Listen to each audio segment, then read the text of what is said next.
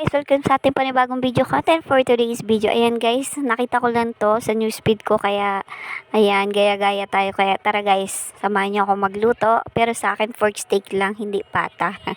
Ayan guys, samahan niyo ako magluto. Let's go! Ayan, bumili lang ako sa supermarket ng karning baboy.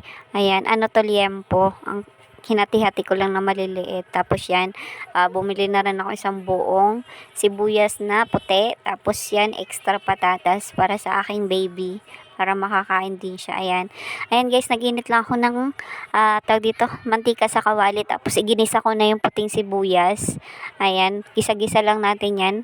Tawag dito, gisa-gisahin lang para lumabas yung kanyang amoy at saka yung lasa niya. Tapos sinama ko na rin dyan yung konting bawang guys.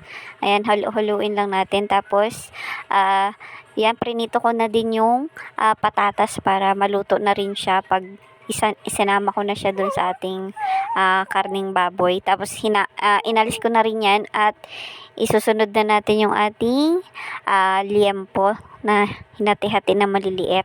Ayan, prinito ko lang siya guys para at least kahit papano may sunog-sunog naman ng konti yung ating pork steak na lulutuin. Tapos binabad ko na rin yan siya guys ng mga 30 minutes bago ko siya dyan prinito para yung lasa nanunuot talaga. Ayan, tapos binaliktad ko lang, prinito ko lang talaga siya. Ayan.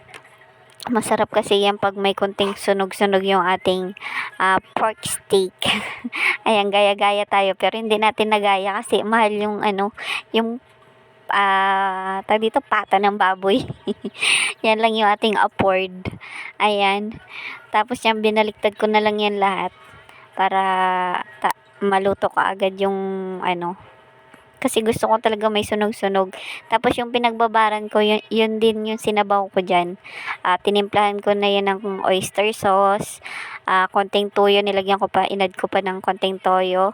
Tapos pamintang durog, ginisa mix. Tapos konting asin. Konti lang naman, para hindi naman, may konting lang. Tapos suka guys. Dapat yung kalamansi, wala akong mabilang kalamansi, kaya suka na lang nilagay ko. Tapos yan, pinakuluan ko na guys. Hindi ko na rin napakita kung paano ko nalagay yung yung sibuyas at saka yung patatas. Na-full na yung ating storage ng cellphone. Ayan.